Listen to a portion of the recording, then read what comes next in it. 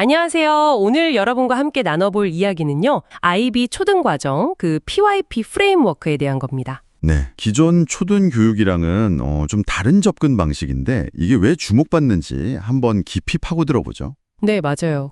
IB 국제 바칼로레아가 꽤 오래됐어요. 1968년부터 시작했으니까요. 아, 정말 오래됐네요. 네, 목표는 그거죠. 학생들이 국제적인 소양을 갖춰서 더 나은 세상을 만드는 데 기여하게 한다. 뭐 이런. 좋은 목표네요. 네, 한국에서도 요즘 공교육에 도입하려는 움직임이 꽤 활발하고요. 대구나 제주 같은 곳에서 시작하고 있죠. 맞아요. 근데 특히 초등과정 PYP가 재밌는 게 딱 정해진 과목 이런 게 아니라 프레임워크를 제공한다. 이게 좀 흥미롭더라고요. 네, 그게 핵심이에요. 프레임워크다. 네. 이게 정확히 어떤 의미일까요? 우리 국가교육과정이랑은 어떻게 다른 건가요? 아주 중요한 질문인데요. 프레임워크라는 건 말 그대로 틀을 준다는 거예요. 학교가 자체적으로 학생들에게 뭘 어떻게 가르칠지 설계할 수 있도록 그 기본 원칙, 구조를 제공하는 거죠. 아, 그러니까 가이드라인 같은 거군요. 그렇죠. 국가교육과정처럼 모든 학교가 똑같은 과목, 똑같은 성취 기준 이걸 따르는 게 아니고요. 각 학교나 지역의 특수성, 예를 들면 그 나라의 정체성 교육이라든지 아니면 기초학력 같은 그런 고유한 목표들을 존중하면서 그 틀 안에서 이제 교육과정을 만드는 거죠. 유연성이 크겠네요, 그럼? 네, 맞아요. 유연성이 크다고 할 수 있죠. 다양성을 인정하는 거고요. 그렇군요. 그럼 프레임워크를 구성하는 핵심 요소들, 이걸 좀 하나씩 봐야겠어요. 자료 보니까 제일 먼저 개념 기반 탐구, 이걸 강조하던데요. 네. 그냥 사실만 아는 거랑은 좀 다른 것 같아요. 네, 맞습니다. 그 개념 기반 탐구, Concept Based Inquiry는 PYP의 심장이라고 할 수 있어요. 심장이요? 와. 네, 학생들이 그냥 흩어져 있는 그런 구체적인 사실들 있잖아요. 네네. 그런 걸 막 파고들면서 그 뒤에 숨어있는 더 큰 그림, 그러니까 공통된 개념, 컨셉을 발견하도록 이끄는 거예요. 아하. 그리고 이 개념들을 또 서로 연결하면서 세상을 이해하는 어떤 틀, 스키마, 이걸 즉 개념적 이해, 컨셉추얼 언더스탠딩에 도달하게 하는 거죠. 아, 그러니까 예를 들면 단순히 조선시대 왕 이름 외우기 이런 게 아니라 그렇죠. 그런 사실들을 통해서 권력의 속성은 뭘까? 이런 더 본질적인 질문으로 가는 거네요. 정확합니다. 자료에 나온 예시 있잖아요. 시민의 참여는 민주주의를 변화시킨다. 이게 바로 그런 개념적 이해의 결과물, 중심 아이디어, 센트럴 아이디어라고 부르는 거겠네요? 네, 맞아요. 그 중심 아이디어를 학생들이 스스로 구성하고 이해하는 것, 그게 탐구의 최종 목표인 셈이죠. 그리고 이 탐구를 좀 효과적으로 도우려고 IB에서는 두 종류의 개념을 써요. 두 종류요? 네.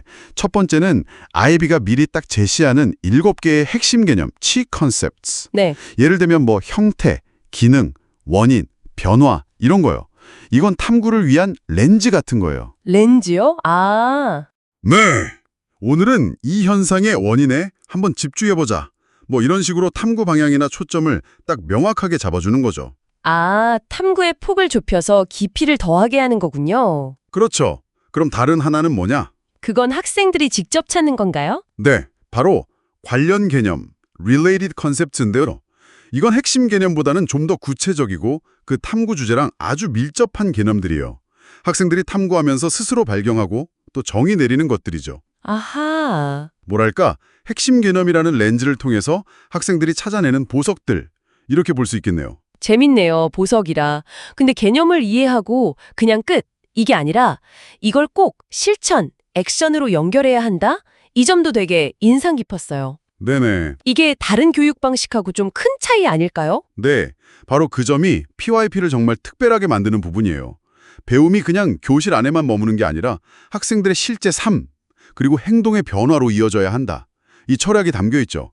이걸 전이, 트랜스퍼라고 불러요. 전이, 트랜스퍼. 네, 예를 들어서 발명이 개인과 사회를 변화시킨다. 이런 중심 아이디어를 탐구를 통해 이해했다. 네. 그럼 그걸 바탕으로 주변의 불편함을 해결할 아이디어를 직접 내보거나 아니면 동화 속 주인공을 도울 만한 발명품을 구상해보거나 이렇게 실제적인 행동으로 나아가는 거죠. 아, 배우고 나서 바로 써먹어보는 거네요. 그렇죠. 단순히 아는 것에서 그치지 않는 거죠. 그리고 배움의 내용뿐만 아니라 배우는 방법, 그 자체를 가르치는 학습 기술, ATR 스킬스, 이것도 되게 중요하게 나오던데요. 이건 뭔가요? approaches to learning, ATL이라고 하죠. 말 그대로 학습에 접근하는 방법을 배우는 거예요. 아, 흔히 말하는 물고기 잡는 법을 알려주는 거죠. 네네. 영역은 한 5가지 정도 돼요. 사고기술, 사회성 기술, 조사기술, 의사소통 기술, 자기관리 기술 이런 걸 길러주는 거예요. 구체적으로 어떻게 길러주나요? 예를 들어서 뭐 비판적 사고력을 기르겠다 이런 목표가 있으면 선생님이 See, Think, Wonder 같은 활동이나 토론 같은 구체적인 전략을 활용하는 거죠. 아, 궁극적으로는 스스로 학습을 이끌어갈 수 있는 힘, 그걸 키워주는 데 목적이 있어요. 그렇군요. 아, 그리고 우리가 보통 프로젝트 수업 이렇게 부르는 거 있잖아요. 네, 그걸 IB에서는 탐구단위 UOI라고 부르던데 그냥 이름만 다른 건 아닌 것 같더라고요. 네 맞아요. 좀 더 포괄적인 개념이에요. UI는 그냥 활동 몇 개 모아놓은 게 아니고요. 아까 말씀드린 그 사실 탐구부터 시작해서 개념 발견, 개념적 이해 구축, 그리고 마지막 실천까지 이 전체 과정, 하나의 완성된 탐구 여정 전체를 UOI라고 불러요. 와, 하나의 완성된 여정? 네. 그리고 또 중요한 게 각 UOI는 반드시 6가지 초학문적 주제, Transdisciplinary Themes 중 하나랑 연결되어야 해요. 초학문적 주제요? 그게 뭐죠? 예를 들면 우리는 누구인가, 세상이 돌아가는 방식, 지구를 공유하는 방법, 뭐 이런 큰 주제들이에요. 그러니까 교과목 경계를 넘어서 이런 큰 주제 안에서 탐구가 이루어지는 거죠. 아, 과목 통합 같은 느낌이네요. 네, 그런 맥락이죠. 그럼 학교 전체적으로는 이 UOI들을 어떻게 운영하나요? 막 섞여 있으면 복잡할 것 같은데? 그래서 탐구 프로그램 POI 프로그램 오브 인콰이어리라는 게 있어요. POI요? 네. 학년별로 그 6가지 초학문적 주제를 모두 다루도록 UI를 설계하고요. 학년이 올라갈수록 같은 주제라도 더 깊이 있게 탐구하게 되죠. 이렇게 학교의 모든 학년에 걸쳐서 계획된 전체 UI 지도, 이걸 POI라고 부르는 거예요. 아하, 그게 바로 그 PYP 학교의 교육과정 설계도 같은 거군요. 그렇죠. 네, 맞습니다. 이제 거의 다 온 것 같은데 마지막으로 학습자상 러너 프로파일이라는 게 있었어요. 이건 뭐 지식이나 기술 이런 거랑은 좀 다른 느낌이던데요. 네, 맞아요. 학습자상은 IB 교육이 궁극적으로 추구하는 어떤 이상적인 인간상, 바람직한 학습자의 자질 10가지를 제시하는 거예요. 10가지나요? 네.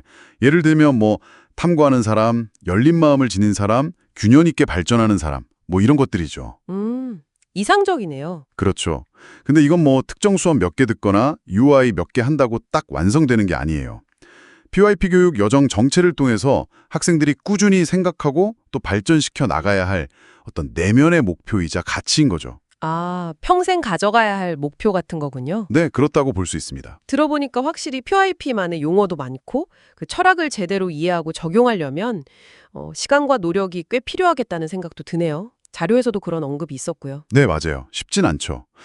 그래서 정리를 좀 해보면 PYP는 딱 정해진 지식을 막 전달하는 게 아니라 학생들이 스스로 질문하고 탐구하면서 의미 있는 이해를 만들어가도록 그리고 그걸 또 실제 행동으로 옮기도록 격려하는 하나의 틀이라고 할 수 있고요. 네. 동시에 어떻게 하면 더 잘 배울 수 있는지 그게 ATL 그리고 궁극적으로 어떤 사람으로 성장할 것인지 그게 학습자상 이걸 함께 고민하게 만드는 교육 방식이다. 이렇게 요약할 수 있겠네요. 네, 오늘 저희가 함께 나눈 이야기가 여러분께서 PYP 프레임워크를 이해하시는데 좀 좋은 출발점이 되었으면 좋겠습니다. 네. 마지막으로 이런 질문 한번 던져보고 싶어요, 여러분.